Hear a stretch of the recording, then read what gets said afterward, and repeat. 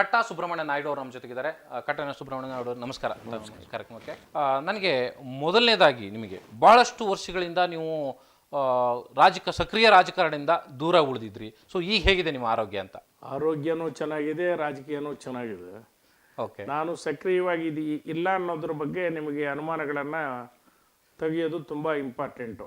ಕಾರಣ ಏನು ಅಂತಂದರೆ 23ರ ಅಸೆಂಬ್ಲಿ ಚುನಾವಣೆಯಲ್ಲಿ ಸಕ್ರಿಯವಾಗಿ ಭಾಗವಹಿಸಿ 22, 23 ಕೋವಿಡ್ ಇದ್ದರೂ ಕೂಡ ನಾವು ರಾಜಕಾರಣ ಮಾಡಿದ್ವಿ. ಹೌದು. 24 ಪಾರ್ಲಿಮೆಂಟ್ ಚುನಾವಣೆಯಲ್ಲಿ ಸುಧಾಕರ್ ಅವರ ಕಾನ್ಸ್ಟಿಟ್ಯೂನ್ಸಿಗೆ ಇನ್ಚಾರ್ಜ್ ಮಾಡಿದ್ರೆ ನಾನೊಬ್ಬನೇ ಇನ್ಚಾರ್ಜ್ ಇದ್ದಿದ್ದು. 8 ಕಾನ್ಸ್ಟಿಟ್ಯೂನ್ಸಿಗೆ ರಾತ್ರಿ ಹಗಲು ಕೆಲಸ ಮಾಡಿದ್ವಿ. ಮೀಡಿಯಾಕ್ಕೆ ಕಾಣಿಸ್ಕೊಂಡಿಲ್ಲ ಅಷ್ಟೇ, ಸಕ್ರಿಯ ರಾಜಕಾರಣದಿಂದ ಏನೂ ದೂರ ಉಳಿದಿಲ್ಲ. ನಿಜ, ನಮಗೆ ವಯಸ್ಸಾಗ್ತಾ ಇದೆ, ಅದರಿಂದ ಸ್ವಲ್ಪ ದೂರ ಉಳಿಬೇಕು ಅನ್ನೋ ಒಂದು ತೀರ್ಮಾನ ಕೂಡ ಇದೆ. ಆದರೆ ಸಕ್ರಿಯ ರಾಜಕಾರಣದಿಂದ ದೂರ ಇರಲ್ಲ. ರಾಜಕಾರಣ ಇನ್ನೂ ಸ್ವಲ್ಪ ವರ್ಷ ನಾವು ಮಾಡೋಕ್ಕೆ ಸಾಧ್ಯ ಇದೆ ಅಂತ ನನಗೆ ಅನಿಸ್ತಿದೆ.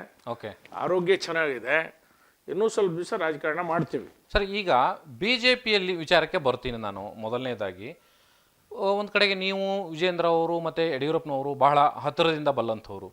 ಸೊ BJPಯಲ್ಲಿ ಈ ಇತ್ತೀಚೆಗೆ ನಡೆದಂಥ ಒಂದು ಬೆಳವಣಿಗೆ ನೀವು ಗಮನಿಸಿರ್ಬೋದು. ಸದನದಲ್ಲಿ CT ರವಿ ಅವರು ನಡ್ಕೊಂಡಂಥ ರೀತಿಯ ಬಗ್ಗೆ ಸಾಕಷ್ಟು ಚರ್ಚೆಗಳು ನಡೀತಾ ಇದ್ದಾವೆ. ಸೊ ಅದ್ರ ಬಗ್ಗೆ ನೀವೇನು ಹೇಳ್ತೀರಿ? ಫಸ್ಟ್ ರಿಯಾಕ್ಷನ್ ಏನು ನಿಮ್ಮದು ಅಂತ? ಯಡಿಯೂರಪ್ಪನವರು ಇವತ್ತು ಕೂಡ ನಮ್ಮ ಸರ್ವೋಚ್ಚ ನಾಯಕರು. ಅವರ ಮಾರ್ಗದರ್ಶನದಲ್ಲಿ ಮುಂದಿನ ಚುನಾವಣೆ ಕೂಡ ನಾವು ಮಾಡೋರಿದ್ದೇವೆ. ವಿಜಯೇಂದ್ರ ಅವರು ತುಂಬ ಯುವ ನಾಯಕರು, ವಿದ್ಯಾವಂತರು, ವಕೀಲರಾಗಿದ್ದಾರೆ. ಅವರು ಈ ರಾಜ್ಯಕ್ಕೆ ಮುಂದಿನ ಪೀಳಿಗೆಗೆ ನಾಯಕತ್ವ ಕೊಡುವಂಥ ಎಲ್ಲ ಲಕ್ಷಣಗಳು ಅವ್ರಿಗಿದ್ದಾವೆ. ಅದರಲ್ಲಿ ಯಾವ ಅನುಮಾನವೂ ಇಲ್ಲ.